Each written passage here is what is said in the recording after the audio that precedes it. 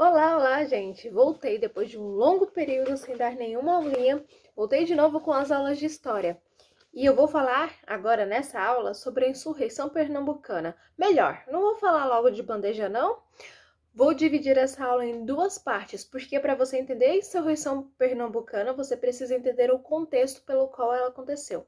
Então, nesse vídeo eu vou falar da invasão holandesa e no próximo vídeo eu falarei de fato sobre o que foi a insurreição pernambucana. Então, vamos lá. Como o próprio nome diz, a invasão holandesa foi um período em que os holandeses invadiram o Brasil e procuraram estabelecer a sua colônia aqui no Brasil. Porém, os holandeses ao eles invadirem o Brasil, eles não conseguiram vir logo na primeira invasão e tomar o Brasil e estabelecer a sua colônia. Foram ondas de invasões até que eles tiveram um sucesso e se estabeleceram aqui.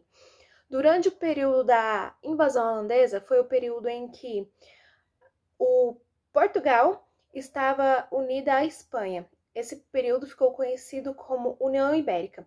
Ele durou entre 1624 até 1630.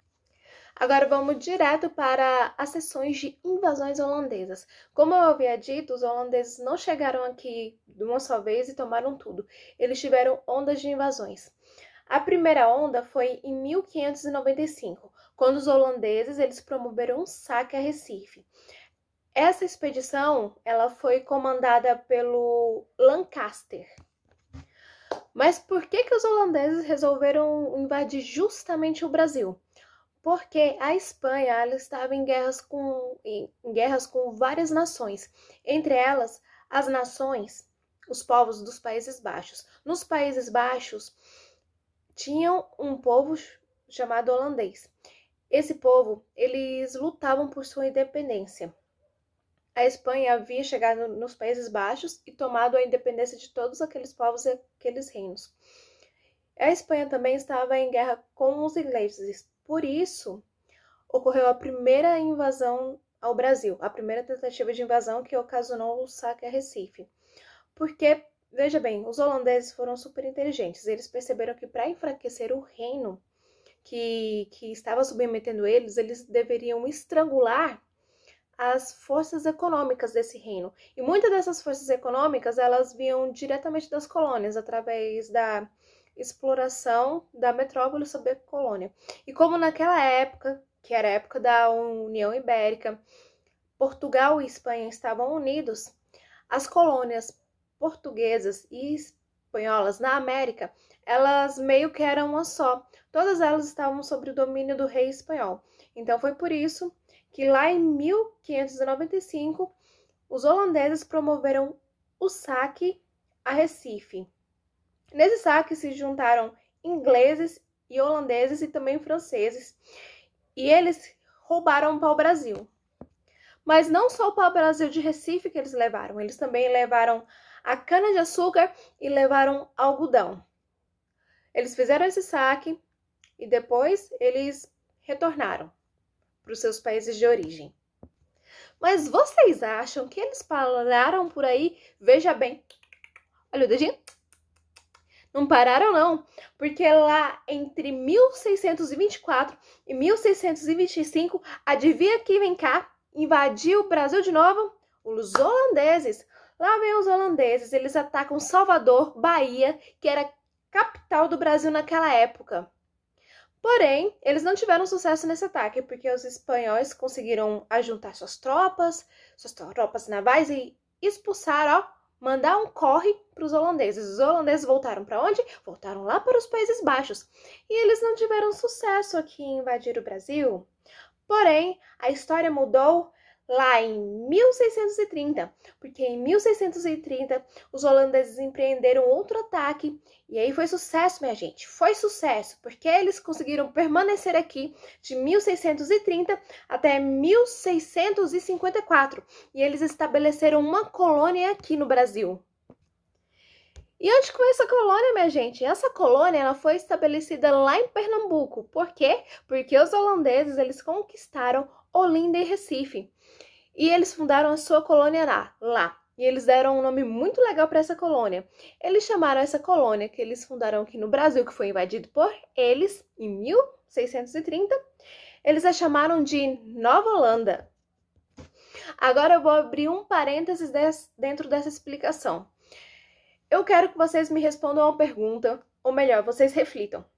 Por que os holandeses eles escolheram principalmente cidades da região Nordeste para eles atacarem e para eles saquearem? Pensem bem, vocês têm 1 segundo para pensar.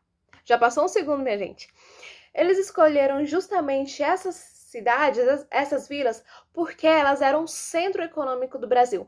Era nessas vilas onde havia predominância de engenhos e onde havia também uma boa extração de pau-brasil e plantações de algodão também, que eram produtos, bons produtos de importação, que tinham muita venda lá na Europa. Então, como os holandeses estavam a fim de lascar com a Espanha, que estava lascando com eles lá, impedindo que eles fossem livres, eles resolveram assim, beleza, vou acabar com isso, eles vão ver, vou atacar, vou estrangulá-los. E fizeram, empreendendo essas invasões. Não só invasões a colônias na América Portuguesa, mas também eles tentaram invadir outras colônias em outros lugares que estavam sob os domínios de Espanha, unida a Portugal, sob a União Ibérica. Mas agora mais um parênteses, minha gente. Eu vou explicar para vocês quem eram esses holandeses que estavam vindo para o Brasil, invadindo o Brasil e fundando a colônia aqui. Eles não eram qualquer tipo de holandês. Esses holandeses, enquanto buscando por sua liberdade, por sua autoafirmação lá nos Países Baixos, eles formaram uma república. E nessa república, dentro dessa república, os próprios holandeses, eles formaram uma companhia de comércio. Não só uma, mas foram 2. Mas agora eu vou falar da companhia WIC, WIC, que são as siglas. Essa foi a Companhia Holandesa das Índias Ocidentais. Ela foi fundada em 1621. Ela foi fundada antes mesmo da primeira tentativa de invasão do Brasil. Essa companhia ela era uma organização privada e também ela possuía um cunho capitalista. Ela visava o comércio exterior. E qual era o objetivo primordial da WIC? Ou WIC, eu não sei falar a pronúncia certinho, mas o objetivo primordial dessa companhia maravilhosa era dominar o mundo. Mas não qualquer mundo. A WIC ela queria dominar o comércio do açúcar pelo mundo inteiro. E como a WIC ela fazia? Ela visava dominar o comércio do açúcar. Ela promovia financiamentos aos engenhos, principalmente os engenhos brasileiros, ou seja, ela emprestava dinheiro para os senhores de engenhos para que eles pudessem montar a sua infraestrutura, criando lá as casas de purgar, criando, enfim, toda aquela estrutura do engenho, ou comprando escravos, comprando mão de obra. E ela dava esses financiamentos sob a condição de que esses senhores eles vendessem a sua produção apenas para a companhia WIC, apenas para os holandeses. Aí você pensa bem, essa companhia, que era de cunho holandês, ela fornecia o dinheiro, emprestava o dinheiro para que o senhor do engenho pudesse montar toda aquela estrutura do engenho, pudesse manter também. Uma das condições desse empréstimo era que esse senhor brasileiro, ele vendesse única e exclusivamente para a Holanda a sua produção. Então, a Espanha saía perdendo, qualquer outro país saía perdendo também. Porque o que fazia? Os brasileiros, os senhores brasileiros, colonos portugueses, eles vendiam o torrão de cana-de-açúcar, é tipo uma rapadura. Eles vendiam o açúcar em estado bruto para os holandeses. Eles enviavam esses açúcares por meio de navios lá para a Holanda. A Holanda, ela conhecia o processo de refinamento do açúcar, ela fazia isso extremamente bem. Ela refinava o açúcar, deixava ele branco, e a partir desse refinamento, ela colocava um valor agregado nesse produto, o vendia um pouco mais caro através da Europa também, inclusive revendia aqui para os nobres brasileiros que já estavam surgindo, aquela classe mais alta, e a classe mais alta e nobre era quem tinha quem detinha terra aqui no Brasil.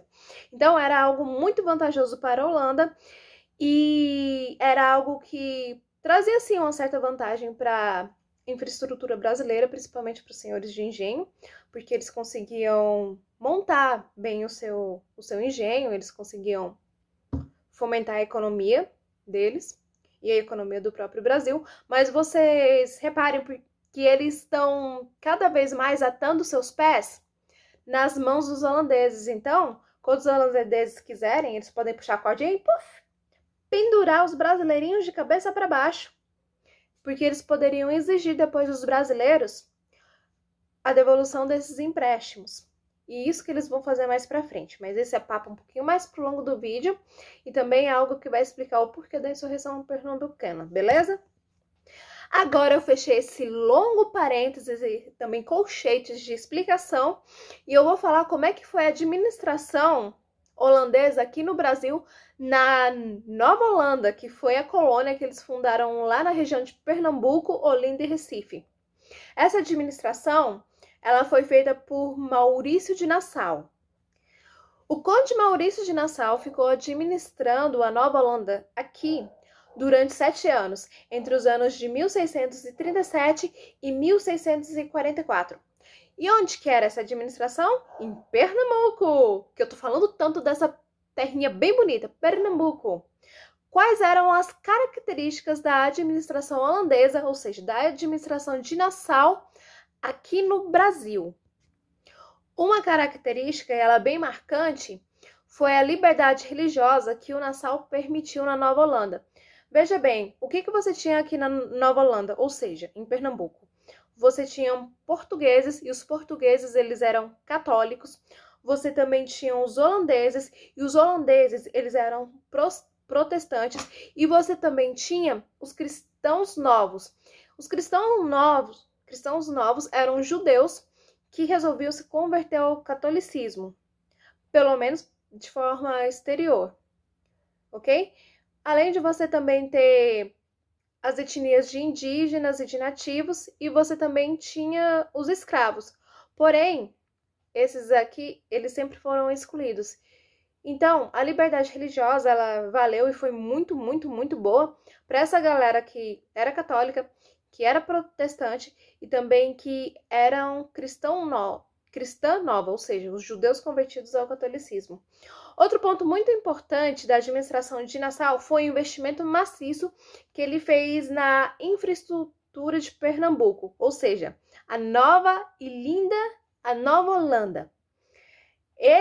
O Nassau, ele investiu em obras sanitárias, ele construiu pontes, construiu diques, ele fez drenagem de pântanos, ele modernizou a cidade, ele colocou uma arquitetura bonita na cidade de Pernambuco. Se você visitar Pernambuco até hoje, você vai ver as construções que ele fez e como ela é bonita a infraestrutura dessa época da dominação holandesa aqui no nosso país. O Nassau também foi um carinha super esperto, porque ele soube manter alianças políticas com os senhores de engenho. Como que ele fez? Ele melhorou os engenhos, promovendo modernização, dando um melhor maquinário para o manejamento da cana-de-açúcar e para a transformação de açúcar. Isso contribuiu para que aumentasse a produção de açúcar. Aumentando a produção de açúcar, automaticamente quem fica feliz na paradinha? Os senhores de engenho. Por quê? Porque eles vão embolsar mais graninha. E também quem fica feliz? Os holandeses. Porque os holandeses vão ter mais açúcar para poder comprar e depois refinar ali na frente, depois revender mais caro para a Europa o seu super, ultra, mega açúcar branco e gostosinho, refinado. Outra característica também que foi muito legal da administração de Nassau aqui na Nova Holanda, em Pernambuco, né? Foi a criação do Jardim Botânico, também a criação do Museu Natural e do Zoológico. E o Nassau, ele também melhorou os serviços públicos, como a coleta de lixo, que ele instituiu, e também os bombeiros em Recife. Ele instituiu os bombeiros em Recife.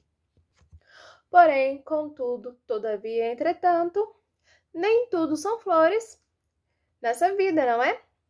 Então, depois de um certo tempo de Nassau aqui, administrando Pernambuco, a sua bela Nova Holanda, ocorreram divergências entre a Nassau e a Viking, ou WIC, que é a Companhia Holandesa das Índias Ocidentais. Vocês lembram? Que é a companhia que financia os engenhos. E por que aconteceu essas divergências entre o Nassau e a Companhia Holandesa aqui, que também, de certa forma, patrocinava o governo dele aqui, a administração dele aqui? Essas divergências aconteceram porque a Vicky, ela desejava, de uma forma ferrenha, aumentar os lucros. E como que a Vicky queria aumentar os seus lucros?